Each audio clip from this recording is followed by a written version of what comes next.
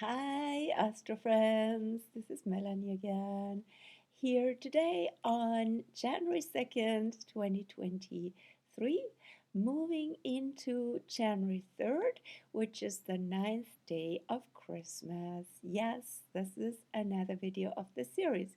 We have reached Sagittarius. In forward motion, if you go backward, you would reach Cancer. If you go 9 signs back, starting from Pisces, you go to Cancer, and 9 signs forward, starting with Aries, is Sagittarius. So let's see what the universe shows us in terms of synchronicities for the Cancer theme and for the Sagittarius theme, which could literally be about family, home, belonging, and on the other hand, freedom, being out, moving, traveling, finding your place that your heart calls you to. Just some ideas. And what's with Sagittarius for 2023? Now, Sagittarius is one of the winners, I would say, if there's such a thing, for the new year.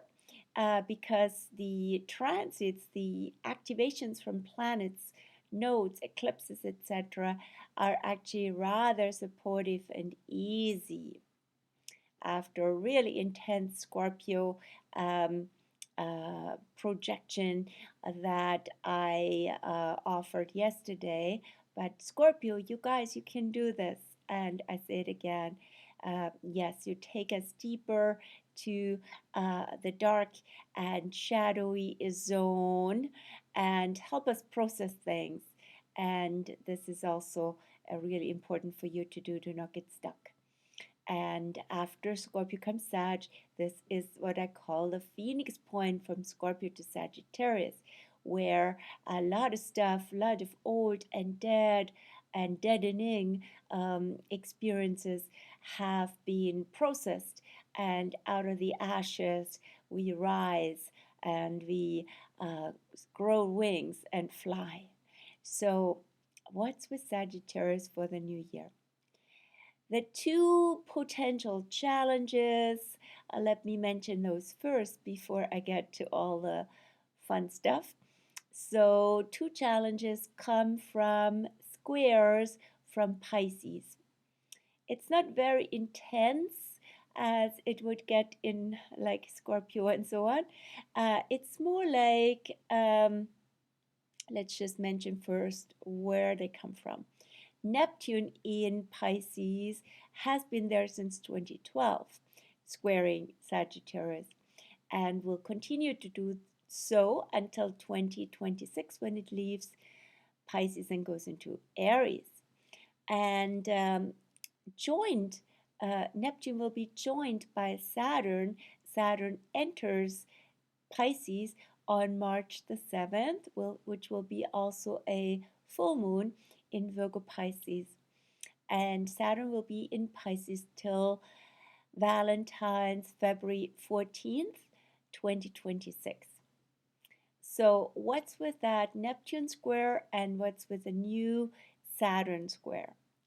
The Neptune square has brought us actually all more together. It's really a connection that we've seen now that everything is connected in the web of life through experiences like media. Media connect everything and everybody, and sometimes overwhelmingly so. We get inundated, and it's really important again also to have our boundaries, for example, or also to, from a Sag side, to know our own truth versus all the random and infinite and endless and addictive Piscean experiences. So be out and about, follow your heart, follow your own inner guidance and direction, says Sagittarius, and your truth, of course, right? And at the same time, also stay open. Pisces teaches openness to Sagittarius that might be a bit too much on their own course as the one and only truth. And that would have shown up especially in 2020, mid 2020 to end of 2021, when the South Node was in Pisces and the North Node in Gemini. So a phase where we learned about the shadow of Sagittarius, which is being having an agenda, right? Having an agenda, the truth turns into agenda or turns into a belief, whereas this is the one and only truth here, and I got it, and others are so wrong. Now, we had to learn a lot from each other and hopefully also learn to ask good questions and question the what's been sold as and marketed as truth and as the right direction and the only way. So question the narrative, in other words, right? Hopefully we learned and we continue to learn, and maybe it's still and again the time to ask questions, to discuss, to be open to learn. So especially with Mars now in Gemini for a long time, opposing Sagittarius. That's been going on since August 20th, 2022, and continues to, Mars continues to be in Gemini until end of March, March 25th, I believe, 2023. Currently retro, as I said, until January 12th for 10 more days. And it shows us also how in the realm of discussions and debates, it's gotten a really sharp and fierce and violent, and words can be incite violence and can incite war. So we need to actually backtrack from all this warmongering that's been going on in the world and not contribute to that. And rather, from a Sag side, being our heart and being our truth, and not using that as my truth versus your truth. My truth is better than your truth, because that's again divisive.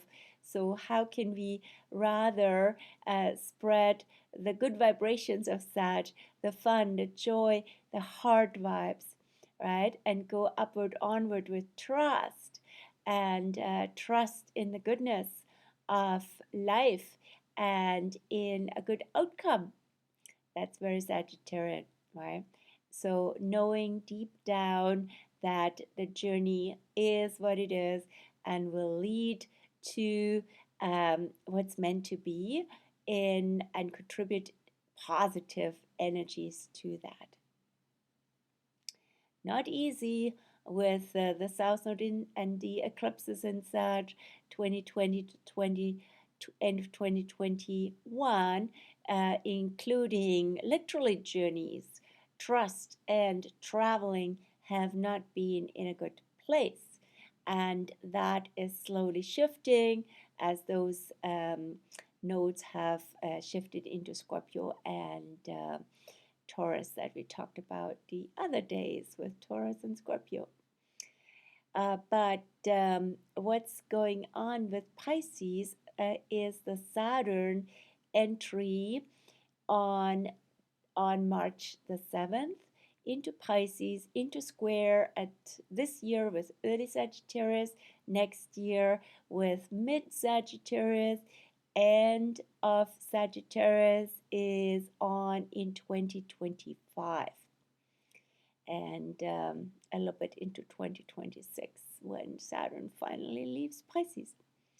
So that Saturn square, Saturn teaches us lessons and helps us with simplifying life and upgrading situations. So that can have to do with the Piscean realm in terms of being clearer around spiritual teaching. So you could also say everything is a spiritual teaching. How can we take it like that, rather than getting pulled into overwhelmed, confused, and or addicted to the abundance and to the infinite flow of random stuff coming at us, and we take so much in, and now we don't know anymore who we are and where we stand. So can you rather be in a place of openness? Yes, with Pisces, and at the same time also trust with Sagittarius, and truth and heart, knowing, while being open, as I said, but not being overwhelmed, and allowing things also to flow through us. That can mean literally not letting it stick, not letting it things basically drain us, take us out, and we feel we're too much in an empathic state where we feel everybody, and that and we process what others don't process. So lots to learn in that regard, and also to from a Sagittarian side, to learn to be open where needed, and learn to be compassionate rather than being righteous, shadow of Sagittarius, and be judgmental, in other words, right? Knowing better than they do. Everybody's on their journey.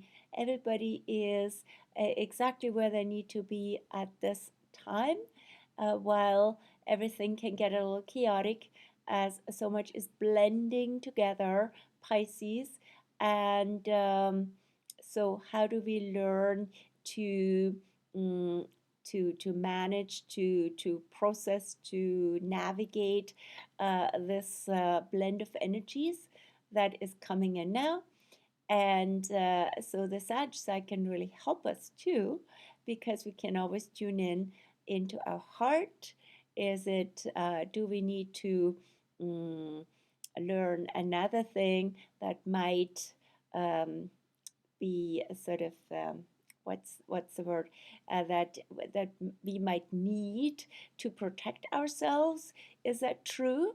Or is this another fear-based concept, right? So I had a discussion with a friend and client just about that now. Anyway, so the subtle energies, there's so much going on in the subtle planes. And in what regards do we naturally protect ourselves? By being in the heart and by being in a good vibration, being in a sense of knowing, and being open, at the same time also not to get sidetracked and get pulled into sort of some whirlpools or some vibes that are not conducive. So in other words, really going with resonance and going with trust and the heart. So this much for the Pisces part. I almost got also into a little bit of a loop here. So what else is going on for Sag? Lots of good stuff with fire and the fire trines, starting with Jupiter, now in Aries since December 20th. And that builds a trine with everything Sagittarian until May 16th, when it goes into Taurus, and that doesn't affect Sag so much. But that trine is great to literally try a few things out and be fresh, be in the moment, be present. And the presence is really a gift. Sagittarius loves gifts and loves playfulness and loves being open to adventures, right? So Sag and Aries, they go really well together. Aries said, just get going, or just show up as yourself, for yourself, with your courage, with your trust, and the rest will follow. And Chiron in Aries, which Jupiter will meet on March 11th, Chiron already there since 2019 till 2027 for 8 years. So also in trine with Sagittarius. So what is the healing journey here? What is the teaching of things that are difficult and where things feel like a battlefield from the Aries perspective, Aries the warrior. But at the same time, it's really a healing journey. And Sag knows that. And how can Sag contribute basically with positive, inspiring vibes to all of this? Now, the North Node also goes into Aries in July, mid-July, starting from late Aries to go backwards all the way to early Aries until January 2025, the following 1.5 years.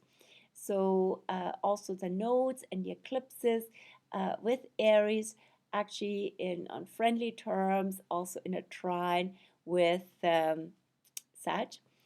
And so again, the incentive to be authentic, to be truly you, rather than making choices depending on other people or sitting on a fence and pondering forever pros and cons. Go with the heart, go with what is truly authentic for you. And Sag definitely supports that as well. Now, in terms of the trine, yes, Lilith goes into Leo, also fiery, on January 8th, and will also build a fire trine with Sagittarius, sorry, until October the 4th. We get some water. So much fire. Need some water.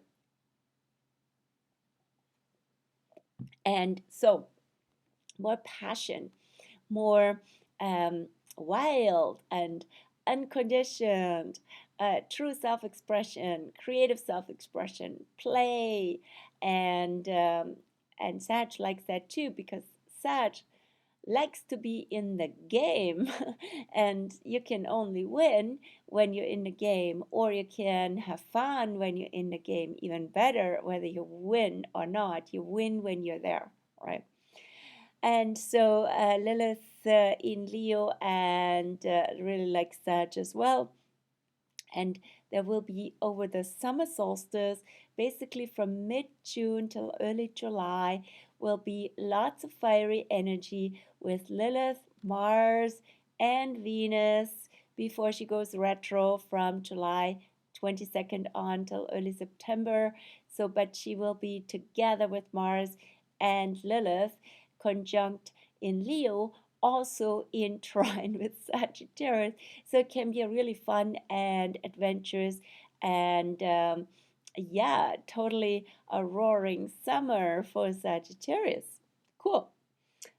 Just amazing how many good news I have for Sag. And you know it, I mean it, because there's been other news that I shared in the meantime for other signs in the zodiac.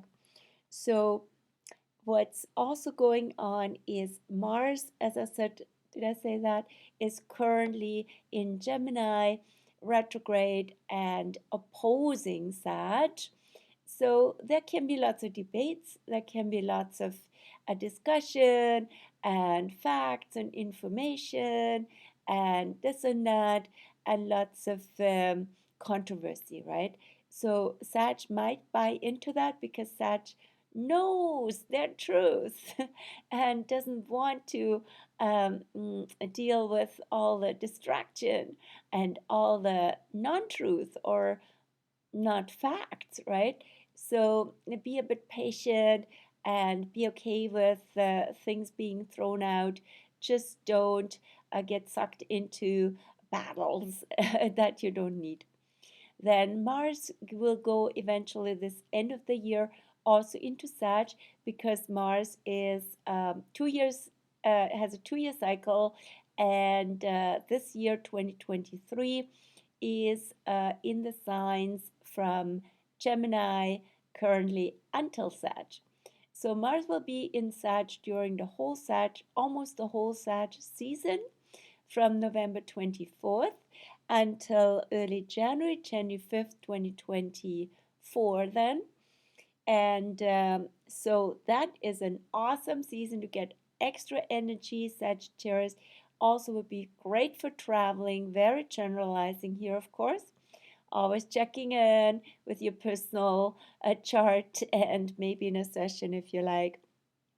So, but in general, a big energy boost from end of November over the holidays until January 5th, almost Epiphany 2024. Yep, that's it. That's it here for my part for Sagittarius, and wish you well.